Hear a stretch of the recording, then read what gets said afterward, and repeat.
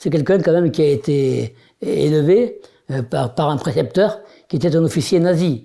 Comme pacifiste, on a mieux que les nazis.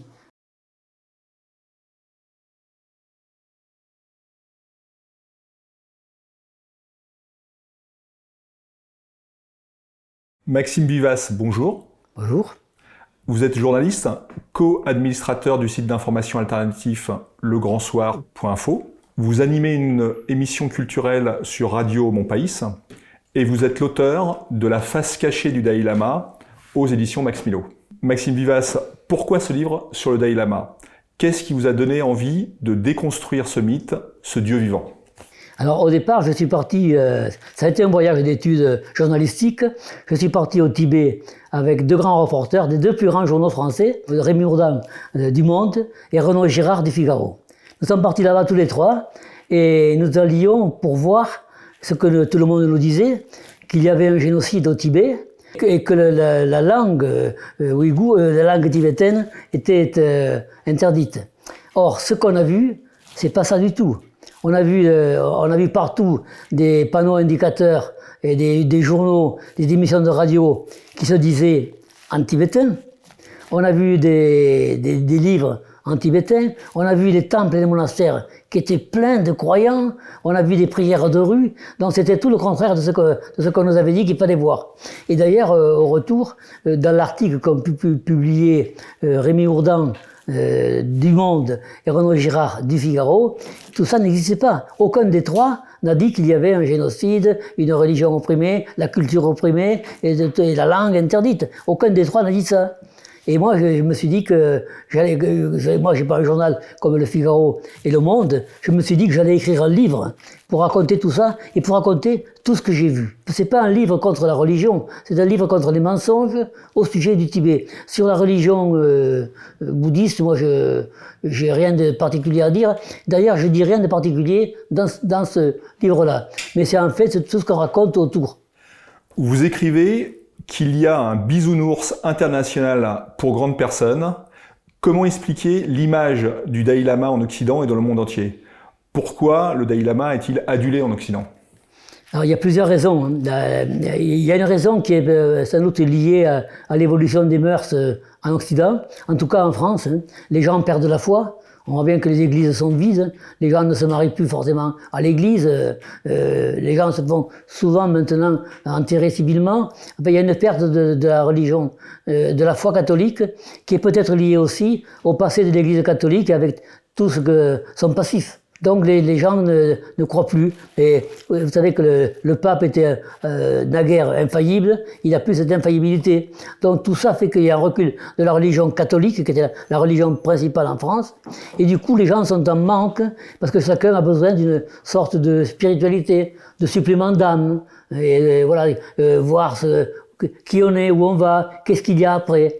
Et il se trouve qu'on a une religion qui arrive exotique, avec un bisounours, avec une robe safran, et puis il y a des moulins de prière, de l'encens, des mots venus d'ailleurs, et tout ça est un peu séduisant, d'autant plus qu'on dit que cette religion bouddhiste, elle a aussi des vertus sur la santé des individus. On peut faire de la méditation et on peut retrouver un calme intérieur, une sérénité et donc une meilleure santé. Donc tout ça fait que les gens se sont tournés vers le Dalai Lama et lui, sa force à lui, ça a été de présenter un visage d'un homme toujours souriant, les mains jointes, un homme souriant et plutôt sympathique quand on le voit et qui dit des choses de bon sens. Il faut aimer son prochain, des choses comme ça. Il faut pas se mettre en colère, des choses assez simples à mon avis, mais qui marchent bien. Donc c'est pour ça. Alors ça c'est la première raison. La seconde raison, c'est que les États-Unis, on en reparlera sans doute, qui sont en compétition avec la Chine, pour savoir quelle sera la première puissance dans les quelques années, ont vu qu'il y avait au Tibet peut-être un talent d'Achille de la Chine et que ça valait le coup de travailler là-dessus. Et donc les Chinois, eux, ne voient pas les choses comme ça dans la mesure où le Tibet, c'est un territoire important de la Chine, mais c'est aussi le toit du monde. Si c'est le toit du monde, c'est le toit de la Chine. Si le Tibet est indépendant, les Américains arrivent. Les Américains au Tibet, au-dessus de Pékin, ça marche pas. Donc les Chinois ne veulent pas ça. Et par contre, les Occidentaux, eux, surtout les Américains, veulent ça. Ils ont déclenché des campagnes géantes. Vous vous rappelez sans doute que dans les années 2000, il y avait ce slogan « Free Tibet ». Free Tibet, il y avait un Tibet qui était opprimé par les Chinois. C'est comme ça que les gens voyaient les choses. Moi, pour ce que j'ai vu là-bas, c'est pas la même chose, c'est pas ça. Le Dalai Lama est-il une figure d'autorité spirituelle et temporelle comme le pape? En fait, c'est une figure, à mon avis, supérieure au pape, parce que le pape est mortel, alors que le Dalai Lama, lui, est immortel. Il meurt et il renaît. Il y a une sorte comme ça de vie après la mort et de vie sur terre. Alors que le pape et tous les chrétiens revivent peut-être, mais au paradis, pas sur terre. Donc il a cette autorité supérieure à celle du pape, mais il est vu, si vous voulez, comme une personnalité intouchable. C'est un peu à la fois Martin Luther King, Gandhi, Nelson Mandela et Mère Teresa. Personne n'oserait toucher au nom que je viens de citer. Et le Dalai Lama, c'était un peu ça. Jusqu'à une époque récente, dont on reparlera, où on a vu que finalement, il se passait des choses pas très bien dans les monastères et dans les temples. De quelle date est cette institution, en fait, du Dalai Lama? Alors, en fait, le premier Dalai Lama, ça date du XVe siècle. Voilà. Donc, ça... Et lui, c'est le XIVe. Pourquoi a-t-il obtenu le prix Nobel en 1989? C'est assez étonnant. En fait, politiquement, moi, je sais pourquoi. Parce que c'était un prix Nobel de la paix qui était dirigé contre la Chine. Bon. Les prix Nobel ne sont pas neutres politiquement. C'est d'autant plus surprenant que le Dalai Lama, quoi qu'il dise, n'était pas un pacifique. Quand il était chef du Tibet, il avait fait appel à 4 armées étrangères pour attaquer la Chine. Pour le garder sur son trône. Il avait fait appel à l'armée du Népal, à l'armée anglaise, la Grande-Bretagne, les États-Unis et l'Inde. 4 armées. Le Dalai Lama pacifiste fait appel à 4 armées pour venir le soutenir contre Pékin. Pour quelqu'un qui est pacifiste, c'est un peu bizarre. Donc non, en fait, et puis ensuite, peut-être qu'on en reparlera aussi, c'est quelqu'un quand même qui a été élevé par un précepteur qui était un officier nazi. Comme pacifiste, on a mieux que les nazis. Quand Auguste Pinochet, de passage en Europe, a été un bref instant arrêté à Londres, en Grande-Bretagne, qui est-ce qui s'est précipité pour le faire libérer? C'est le Dalai Lama. Bon, Auguste Pinochet, c'est pas un pacifiste, que je sache. Il a fait quand même un carnage au Chili. Donc le prix Nobel de la paix au Dalai Lama, c'est un prix Nobel politique. Quand avait-il attaqué en fait la Chine avec les 4 armées étrangères? Ah oui, j'ai oublié de dire qu'en fait les 4 armées étrangères n'ont pas voulu. Et mieux que ça, les États-Unis ont même refusé de recevoir l'émissaire qui venait demander. Aucun de ces pays n'a eu la folie de venir essayer d'attaquer la Chine. Vous écrivez « La question est enfin de déterminer si l'agitation médiatico-humanitaire autour du Tibet n'est pas une simple tentative de provoquer la Chine ». En fait, ils font ça au Tibet. Ils ont fait ça à Hong Kong, ils font ça actuellement au Xinjiang. Ils cherchaient toujours le point faible pour essayer de débraler la Chine, parce qu'on se rend compte qu'en fait la Chine est lancée dans une progression à tous les points de vue qui est, à mon avis, irréversible. Et donc il faut attaquer sur les endroits où peut-être on pourrait ébranler. Et donc le Tibet, c'était le bon moyen, parce qu'il y avait effectivement, c'était une enclave avec, il faut le dire, hein, avec des dirigeants, les lamas et les aristocrates, qui avaient maintenu le peuple dans une ignorance incroyable. Je crois qu'il n'y a pas un peuple au monde, peut-être les tribus amazoniennes qu'on n'a pas encore découvertes, qui étaient dans ce niveau d'ignorance. Voilà. Les gens ne savaient pas lire et écrire. Les gens ne pouvaient pas sortir de leur village. Il faut savoir qu'au Tibet, la roue était interdite. La roue qui existait depuis l'Antiquité, hein, et dans tous les pays du monde. Pourquoi? Parce qu'avec une roue, un chariot, etc., les paysans pouvaient s'échapper. Donc il n'y avait pas de roue, tout était porté à dos d'homme. C'est incroyable. Donc c'était à ce niveau-là d'obscurantisme et de maintien de la population dans une ignorance qui était voulue et qui a été évidemment préjudiciable parce que le Tibet ne s'est pas développé. Vous parlez également des fondations pour les droits de l'homme au Tibet et vous dites que leur financement donc, pose un réel problème. Alors il y a en règle générale, les ONG, les ONG, certaines, je ne vais pas dire toutes parce que je n'ai pas enquêté là-dessus, certaines sont noyautées. On sait qu'il y a des ONG qui sont envoyées par des gouvernements qui ont des arrière-pensées. Moi, je parle pour le Tibet d'une organisation qui s'appelle la NED, la National Endowment for Democracy, la Fondation nationale pour la démocratie, qui a été créée par la CIA. Pourquoi elle a été créée par la CIA? Parce que, d'après les fondateurs de la NED, parce que ce serait terrible que les gens voient que les bénéficiaires des dollars les reçoivent de la CIA.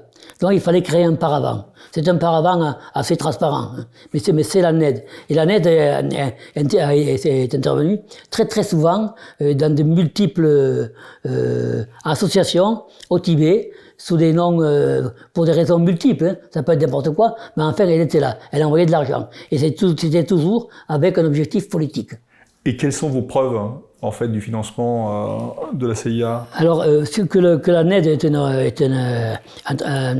un paravent, un écran de la CIA, j'en ai plusieurs. D'abord ceux qui l'ont créé, celui qui a écrit les statuts, celui qui a été le premier président, d'autres comme John Negroponte. John Negroponte qui a été, entre nous soit dit, à un moment donné, un des dirigeants de la NED et qui ensuite a été le président de l'ensemble des services de sécurité des États-Unis d'Amérique.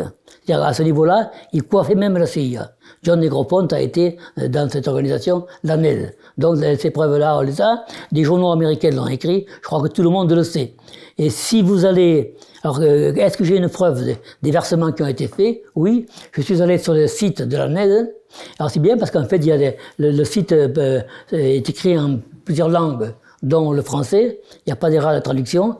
Et là, vous pouvez avoir, et moi je l'ai eu, et je l'ai mis dans mon livre, au dollar près, les sommes qui ont été versées à différentes associations.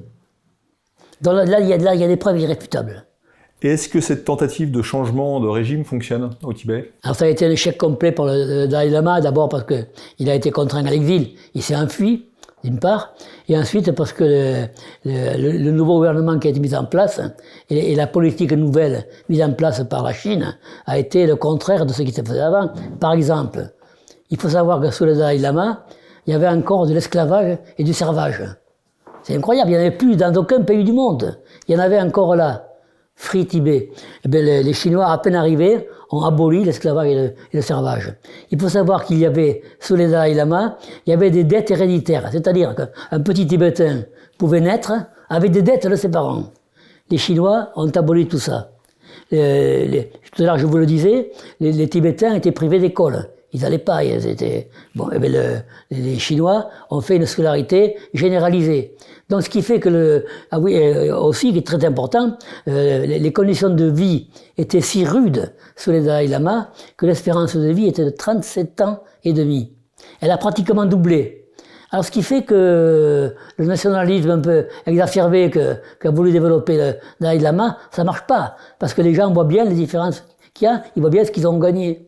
Et ça, ils l'ont gagné en conservant leur culture et leur langue. Puisque ça, je l'ai vu. C'est incroyable que les gens puissent dire que la culture et la langue ouïghour a été éradiquée, alors que les Ouïghours continuent à parler ouïghour, que les panneaux sur les magasins ou les panneaux indicateurs sont en ouïghour. Il n'y a pas de raison. Voilà. Et ce qu'il y a aussi, c'est que l'enseignement jusqu'au secondaire est fait en tibétain. Voilà, c'est fait en tibétain. Après, ils ont plus les profs. Donc ça se fait en mandarin. Mais en fait, toute une partie se fait en tibétain. Ce qui fait qu'au Tibet, les Tibétains d'aujourd'hui parlent la langue de leur région et puis aussi la langue de leur pays. Ce qui, à mon avis, est très bien. Donc le Dalai Lama, je crois que c'est pas la peine qu'il essaie de revenir. Tout ce qu'il pourrait espérer, c'est que les gens, le prenant pour un dieu vivant, lui fassent la fête. C'est la raison pour laquelle les Chinois ne veulent pas qu'il revienne. Il ne reviendra pas parce qu'en fait, c'est un dieu pour pour les croyants. Donc il faut pas faire revenir un Dieu. On se rappelle de la campagne de boycott des JO de Pékin en 2008 au sujet du Tibet, menée notamment par des tibéto-maniaques, comme vous les appelez dans votre livre, comme Cohn-Bendit, Glucksmann ou Reporters sans frontières, dirigé à l'époque d'ailleurs par Robert Ménard. Racontez-nous un peu cette période. Alors, Cohn-Bendit, qui est un révolutionnaire en peau de lapin, et il avait une formule qui était très élégante, il disait « il faut foutre le bordel » pendant les Jeux Olympiques. Voilà, il avait bien été expliqué. Et Robert Ménard, lui, Robert Ménard, il était à l'époque président, secrétaire général de Reporters sans frontières, qui était une ONG financée par la NED, dont je parlais tout à l'heure. Voilà. Et donc là aussi, dans le bouquin que j'ai écrit sur Reporters sans frontières, je donne année par année et au dollar près l'argent qu'ils ont reçu. Et ça me vient de la NED. Donc on peut pas dire que je l'ai inventé. Donc Robert Ménard, c'est quelqu'un qui à l'époque, avec Reporters sans frontières, faisait ce que les États-Unis disaient de faire. Vous savez, il y a un proverbe qui dit que celui qui paie l'orchestre choisit la musique. Donc celui qui paie RSF choisit la musique que va chanter Robert Ménard. Et donc il avait à ce moment-là décidé de perturber les Jeux Olympiques de Pékin, dont évidemment les États-Unis ne voulaient pas. Et donc ils ont mené une campagne forcenée en France, vraiment forcenée, à tel point qu'à un moment donné, il y avait eu un sondage et les Français disaient que 50% d'entre eux étaient contre le fait que le président, qui était le président Sarkozy, aille participer à l'inauguration, à la cérémonie inaugurale des Jeux Olympiques. Et finalement, Sarkozy a hésité beaucoup, et puis il est allé, mais il a juste fait un aller-retour. Il a même pas dormi là-bas. Il a fait un aller-retour, ce qui m'a beaucoup chagriné, parce que moi je vis à Toulouse, où on fabrique les Airbus. Et je ne sais pas si Sarkozy a vendu des Airbus, j'en doute, mais ce que je sais, c'est que Bush y était depuis 1 semaine. Alors à mon avis, il y a dû y avoir plus de Boeing vendus que d'Airbus. Donc ça s'est fait comme ça, il y a eu cette campagne-là. Et le sommet, ce qui a été le plus terrible, c'est qu'il y a des énergumènes qui ont essayé à tout prix de s'emparer de la flamme olympique. La flamme olympique qui doit faire le tour du monde sans jamais s'éteindre. Elle a été tellement attaquée en France, à Paris, ils ont y compris attaqué une jeune athlète tétraplégique, voilà, qui l'a défendue vaillamment, qui est devenue une héroïne d'ailleurs en Chine. Et donc à ce moment-là, les autorités chinoises ont décidé que le passage de la flamme olympique à Paris, c'était fini. Mais ça a créé un conflit, un schisme entre la France et la Chine, et à tel point d'ailleurs que peu de temps après, on a été obligé d'envoyer Raffarin, qui avait été ministre, et accompagné de Poncelet, qui était le président du Sénat, 3e personnage de l'État, pour aller en Chine, à dire non, où est-ce qu'elle est cette petite tétraplégique, on vient l'embrasser, etc. On a été obligé de faire ça, parce qu'on avait créé comme un conflit qui était grave, qui était un peu démesuré, et qui évidemment réjouissait les Américains. Et tout ça, évidemment, avec des drapeaux Free Tibet. Et c'est vraiment une question qui est très sensible en France, plus que dans d'autres pays? Oui, en France, ça a été le sommet, parce qu'on a Reporters sans frontières qui était très très très actif, et puis d'autres, Cohn-Bendit, Glucksmann et beaucoup d'autres. Hein. Oui, d'ailleurs c'est chez nous que l'incident a eu lieu. Et à l'époque, il y avait un athlète, un judoka qui s'appelait Douillet, hein, Douillet, qui lui-même avait dit mais c'est trop, faut pas faire ça. Et pourtant, c'était quelqu'un plutôt de droite, il avait été ministre de Sarkozy, je crois. Donc il avait désavoué ce genre de méthode-là. On ne peut pas tout faire, voilà. Alors revenons sur l'objet premier de votre livre, la face cachée du Dalai Lama. Pourquoi le Dalai Lama est-il en exil depuis 1959 ? Bien parce qu'à cette date-là, il a voulu provoquer une insurrection en espérant qu'en fait, il allait tenir l'armée chinoise hors du Tibet. Et il a échoué. Donc il a dû s'enfuir la nuit, et sa grande amie Alexandra David Néel, qui est une exploratrice française, raconte dans un de ses livres qu'il est parti avec un convoi de milliers de mules qui emportaient tout l'or et tous les trésors du Tibet. Et il est parti à Dharamsala parce qu'en fait il ne pouvait plus rester au Tibet sous peine de se faire arrêter pour cause d'insurrection. C'est pour ça qu'il est parti. Il a loupé son coup, voilà. Il a été un peu optimiste. Parlez-nous également de son enfance. Donc, comme vous le disiez tout à l'heure, il a été élevé par un proche d'Hitler. Dans quelles conditions arrive-t-il au pouvoir à 16 ans? Oui, il a eu pour précepteur un officier nazi qui s'appelait Heinrich Harrer et qu'Hitler avait envoyé là-bas pour étudier la race pure. D'ailleurs, il était avec un groupe de nazis qui mesurait la tête. Ils croyaient à ça à l'époque. Hein. On croyait qu'en mesurant la tête, les pommettes, le menton et tout, on allait déterminer les dimensions idéales pour le surhomme. Et donc, il avait ça. Et donc, Harrer l'a formé. Et ça a été son précepteur jusqu'à sa majorité. Et d'ailleurs, le Dalai Lama ne l'a jamais renié. Voilà. Et donc, alors à quelle époque il est devenu Dalai Lama? Mais il est pratiquement à son naissance. Hein. C'est quand, vous savez, le Dalai Lama, on va le chercher et on découvre un enfant, on dit ah c'est lui, c'est celui-là. Et après il est formé, il a une formation spécifique pour pouvoir exercer son sacerdoce. Mais donc c'est très jeune. Après il devient effectivement Dalai Lama en titre quand je crois que c'était à l'âge de 9 ans. Et là il avait quelqu'un qui le secondait. Là, il savait pas trop. Mais après, il est quand même resté quelque temps comme adulte, maître du Tibet. Et là, ce qu'il a fait, quand même, n'est pas remarquable, parce qu'en fait, il a rien fait. Et plus tard, il a dit que oui, il avait pensé qu'il fallait abolir l'esclavage, mieux traiter les serfs tibétains et les paysans. Oui, mais il l'a pas fait. Il a rien fait. Il a pris aucune mesure qui était bénéfique pour les Tibétains. Ce qu'il a fait, dont il se vante d'ailleurs, dans un livre qu'il a écrit en 1963, il avait 28 ans. Il était encore un peu naïf. Moi, je considère qu'il est pas très malin, en règle générale. Mais à cette époque-là, en plus, il était naïf. Il écrit un livre qui s'appelle My Land, My People, Ma terre, mon peuple. Et c'est édité aux États-Unis en 1962, et l'année d'après en France, sous le titre Ma terre, mon peuple, où il raconte des choses qu'il raconterait tout aujourd'hui parce que vraiment c'est le dessert. Par exemple, il raconte que les gens, c'était le pays le plus heureux qui soit. Il raconte que tous ses prédécesseurs avaient fait agrandir leur palais, et lui il l'a fait aussi. Il a quand même eu le temps de faire agrandir son palais. Il n'a pas eu le temps d'envoyer les gens à l'école, les serfs. Il n'a pas eu le temps de diminuer un petit peu le nombre d'impôts. Il y avait un nombre d'impôts incroyable. En fait, les seigneurs faisaient ce qu'ils voulaient. Il y avait jusqu'à 200 impôts différents. Vous plantez un arbre, un impôt. Vous vous mariez, un impôt. Quelqu'un est mort, un impôt. C'était comme ça. Et il n'a pas pensé qu'il fallait en enlever quelques-uns. Ce qu'ont fait les autorités chinoises dès qu'il est parti. Et tout ça a été balayé. Ouais, vous citez beaucoup la grande exploratrice Alexandra David-Néel.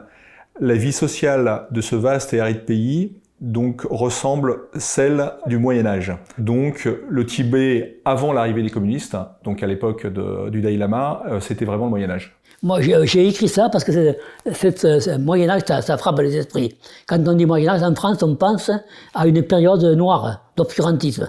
En fait, c'est plus compliqué que ça parce que le Moyen-Âge a duré 10 siècles. Et il y a eu des périodes d'obscurantisme comme au Tibet, mais il y a eu des périodes plus éclairées. Pendant le Moyen-Âge, par exemple, on a créé les universités. L'université de la Sorbonne a été créée pendant le Moyen-Âge. Mais au Tibet, rien de tout ça. Pendant le Moyen-Âge tibétain, il n'y a pas eu d'université ni d'école qui ont été créées. Donc c'était encore pire.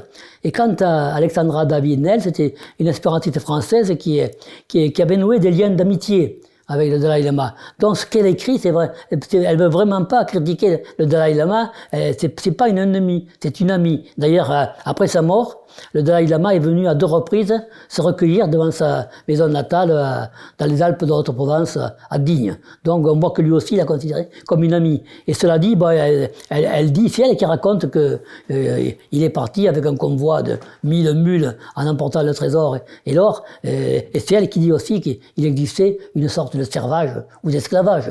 Donc ce sont des choses qui sont quand même avérées, mais ça n'existait nulle part au monde. Et pendant que cet esclavage, ce servage existait, on avait, nos démocrates en peau de lapin qui disaient « Free Tibet ». C'est extraordinaire.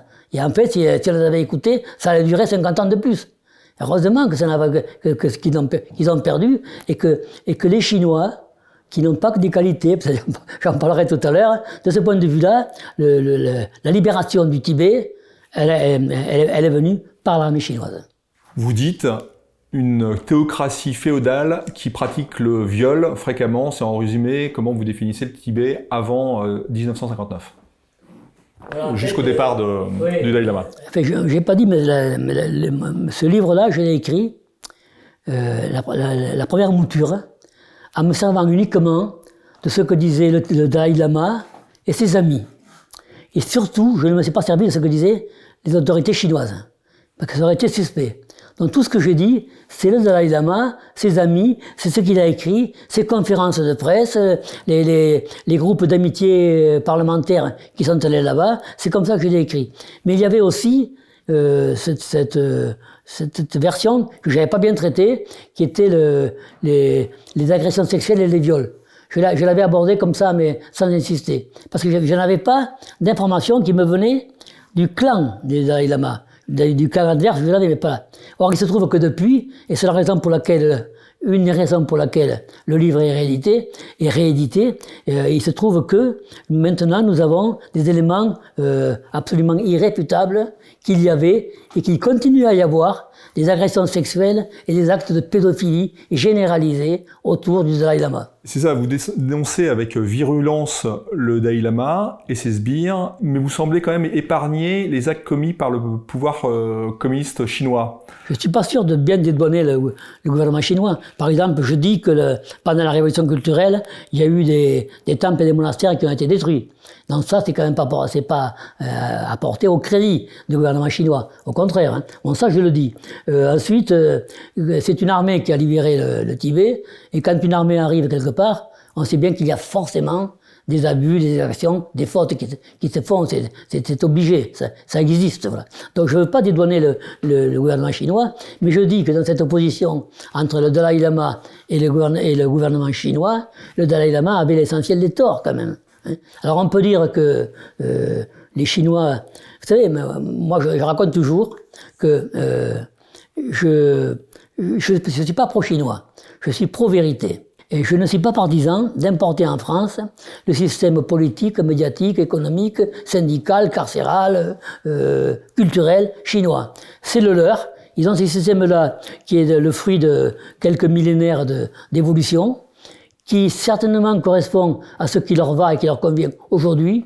Et nous avons le nôtre, que nous n'avons pas à leur importer, à leur exporter. De même que ne veulent pas importer leur système, nous n'avons pas à exporter le nôtre. Vous savez, tout à l'heure je parlais de Raffarin, Jean-Pierre Raffarin qui va 4 fois par an en Chine. C'est vraiment quelqu'un là-bas qui est super connu. Et donc Raffarin il dit voilà, la Chine c'est 90 millions d'adhérents du Parti communiste.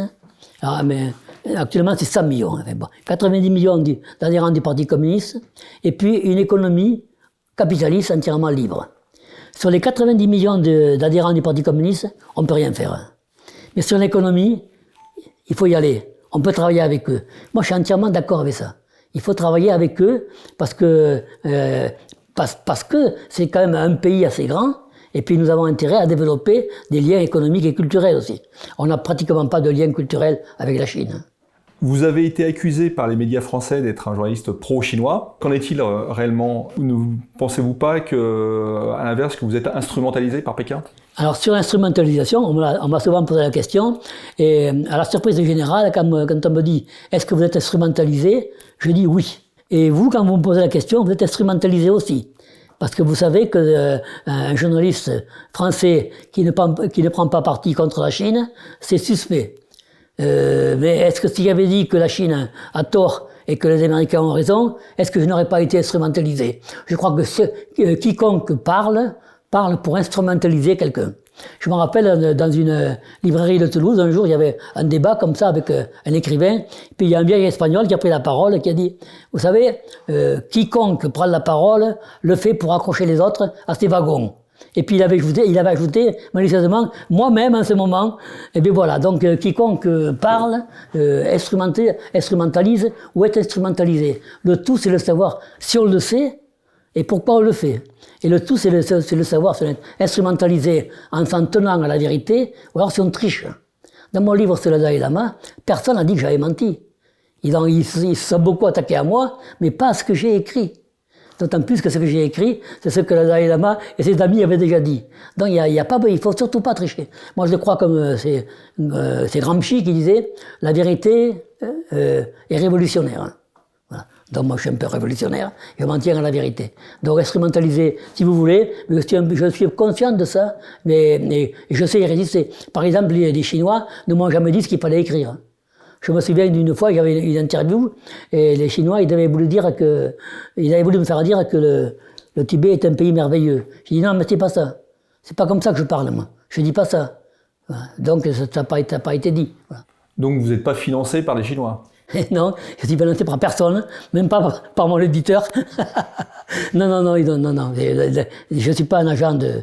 Mais c'est vrai que ça paraît un peu drôle à certains journalistes qu'on puisse faire ce que je fais sans être financé. Je suis pas salarié moi, de la Chine.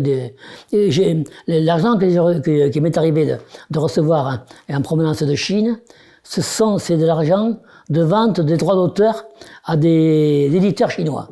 En général, des éditeurs privés, et pas des éditeurs d'État. Et puis même si ça avait été des éditeurs d'État, pourquoi pas, hein. Mais ça n'a pas été le cas. Donc ils m'ont pas donné d'argent contre rien. Quand j'ai réussi à vendre un livre pour qu'il soit édité en Chine, et bien comme ça se fait partout, il y a une contrepartie financière qui ne m'a jamais enrichi. Alors revenons sur effectivement les scandales sexuels du Dalai Lama. Vous attaquez donc le Dalai Lama et vous l'accusez d'être misogyne, d'être un prédateur sexuel. Est-ce que vous pouvez nous en dire plus? Alors il s'est trouvé que, bon tout ça on le savait là, mais il y a quelques années il y a une télévision néerlandaise qui a diffusé un reportage. Elle s'appelait La Noce, NOS, le reportage a été repris par la suite par Arte, et quelques temps après, ça a été repris aussi par LCI, dont nous avons 3 fois un reportage, hein, et c'est terrible, parce qu'en fait, c'est le Dalai Lama qui reçoit des maîtres bouddhistes, et les maîtres bouddhistes lui disent votre sainteté, il y a des abus sexuels dans les temples et les monastères, il faudrait que vous fassiez quelque chose pour y mettre fin. Et le Dalai Lama dit, oui, moi aussi j'ai reçu des lettres. Donc il était déjà au courant. Et donc là je vous raconte le documentaire. Et donc le Dalai Lama dit, écoutez, faites-moi une lettre, je la signerai. Et donc c'était une lettre qui était faite pour la diffuser dans les temples et les monastères, pour dire à ceux qui avaient quelque autorité, arrêtez d'abuser des femmes qui sont en position de faiblesse. Et bien ils ont fait la lettre, ils l'ont envoyée, les semaines sont passées, la lettre n'est pas revenue, ils ont insisté, elle est revenue, mais il n'y avait pas la signature de Dalai Lama. Ça veut dire que même à l'intérieur de ce qu'il dirige lui, hein, même là, il n'a pas voulu faire un geste, dire attention, arrêtez.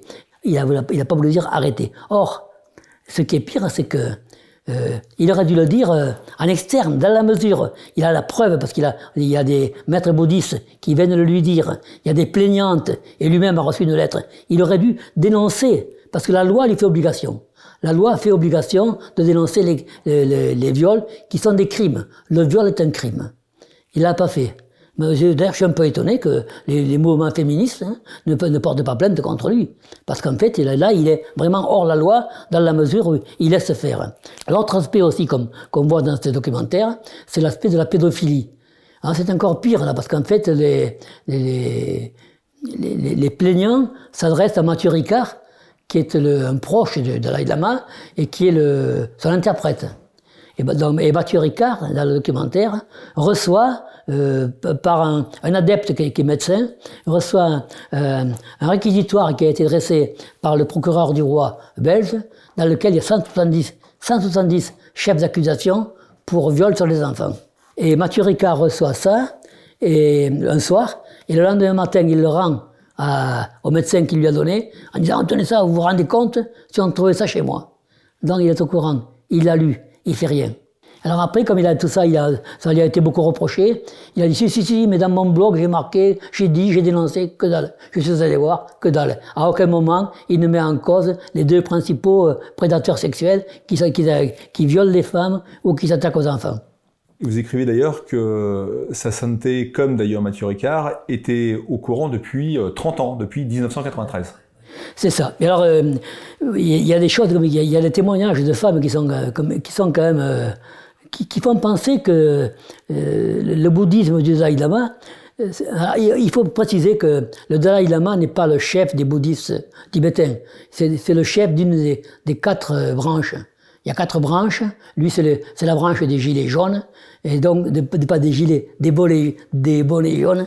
C'est la branche des bonnets jaunes et qui représente un quart du bouddhisme tibétain et 2% du bouddhisme mondial.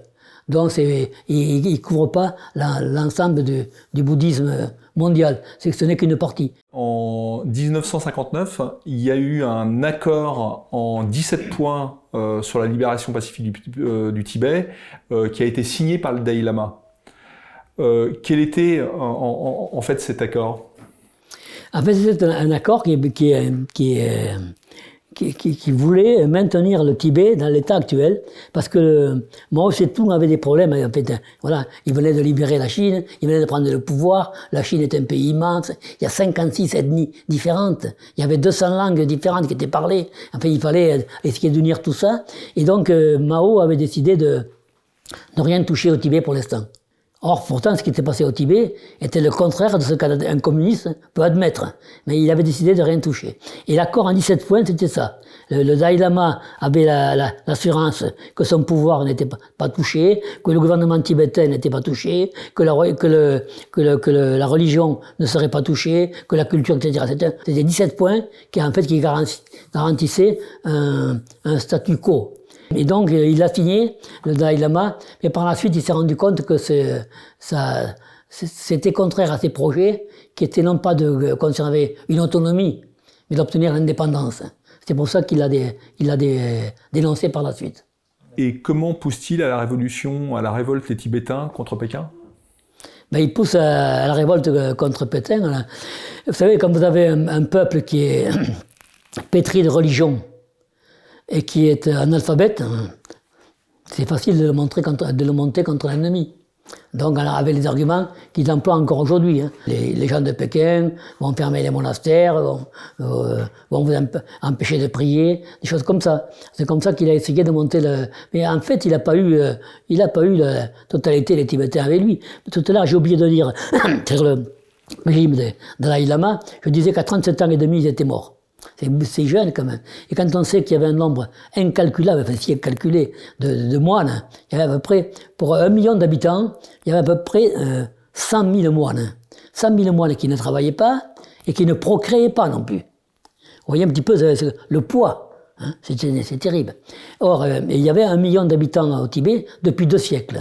Ça veut dire que la population stagnait, et les populations qui stagnent à 1 million d'habitants, c'est une population qui est en danger de mort. Elle est en danger de mort en cas d'épidémie, et ça peut arriver, on a vu que ça arrivait, et ensuite quand il y a un certain seuil, quand on passe sous un certain seuil de population, vont se développer les phénomènes de consanguinité, etc. Il était donc à 1 million d'habitants depuis 2 siècles. Avec la libération du Tibet, ils en sont à 2,5 millions. C'est tout à fait différent. Le Dalai Lama, aujourd'hui, demande-t-il l'autonomie ou l'indépendance du Tibet? Alors, vous faites bien de le dire aujourd'hui, parce qu'en fait, au fil des ans, au fil des mois, ça change du tout au tout.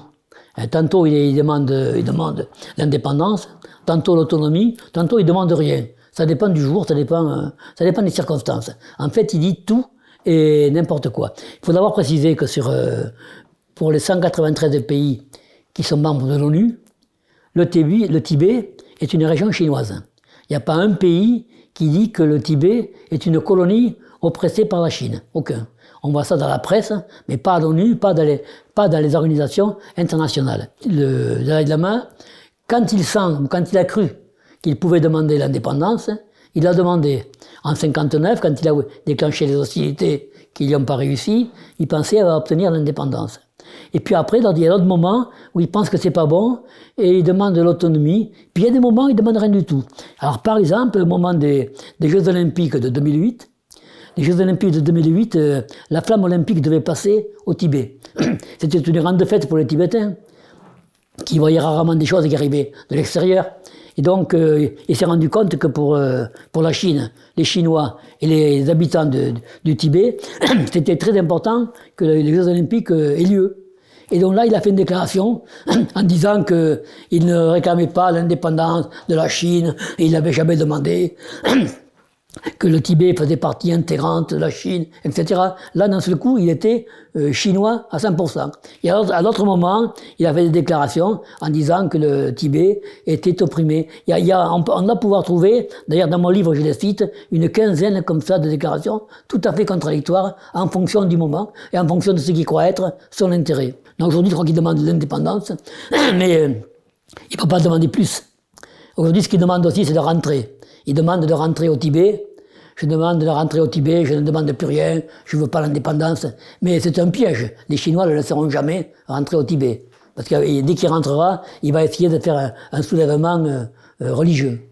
Et pensez-vous que les Tibétains sont actuellement favorables aujourd'hui, Dalai Lama? Alors, il faut savoir que les Chinois là-dessus sont extrêmement sévères. Il est interdit au Tibet d'avoir un portrait, une affiche du Dalai Lama. Il est complètement rayé, là, il a disparu. Les Tibétains ne sont pas favorables au retour du Dalai Lama parce qu'ils ont vu ce qu'ils avaient avant et ce qu'ils ont maintenant.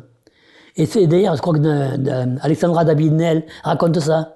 Elle dit qu'on croyait, que le Dalai Lama croyait que les serfs, les paysans, allaient accueillir les Chinois, l'armée chinoise avec les armes dans la main. Ça a été le contraire parce que, dit-elle, ils avaient entendu parler du sort des paysans dans d'autres pays. Et ils avaient appris qu'il était nettement meilleur que le leur. Donc, c'est ça, les Tibétains le savent, d'autant plus que les Chinois ne se privent pas de leur rappeler ce qu'était leur région avant et ce qu'elle est maintenant devenue. Alors justement, quelle est-elle devenue au point de vue économique ? Alors du point de vue économique, c'est une région qui a été poussée par le gouvernement chinois pour rattraper un certain retard.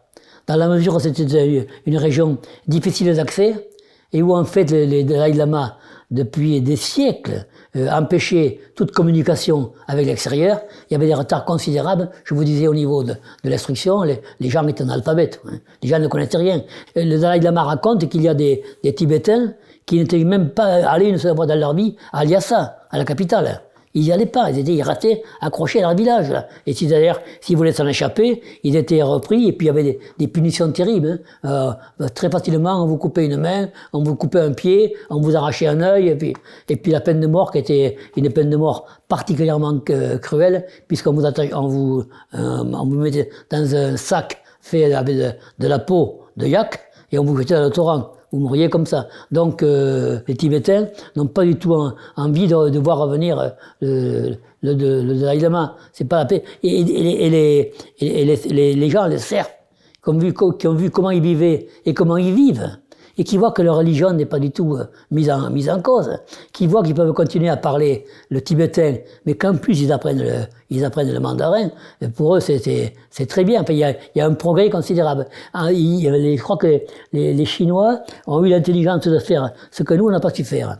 Quand en France, jusqu'à François Ier, au décret de Villers-Cotterêts, qui a dit que la langue française, c'est la langue d'Oï, il y avait 50 langues parlées en France. Quelquefois, vous pouviez passer d'un département à l'autre, vous ne compreniez pas. Hein. Et donc, François Ier a dit que ça va être le français. Et donc, on a rendu la langue française obligatoire. Mais on l'a rendu obligatoire, quelquefois, avec une férocité qu'on connaît. Hein. Par exemple, les enfants qui parlaient breton étaient punis. Hein. C'était interdit. Le breton, et on voit bien qu'on a pratiquement éradiqué toutes les langues régionales. Il n'y en a pratiquement plus. Mais les Chinois font pas ça. Au Tibet, j'ai pu le voir aussi au Xinjiang, ils laissent les gens parler leur langue, mais il faut aussi qu'ils parlent la langue de leur pays, ce qui est quand même assez normal. Merci Maxime Vivas. Je rappelle que vous êtes l'auteur de La face cachée du Dalai Lama aux éditions Maxméo. Merci.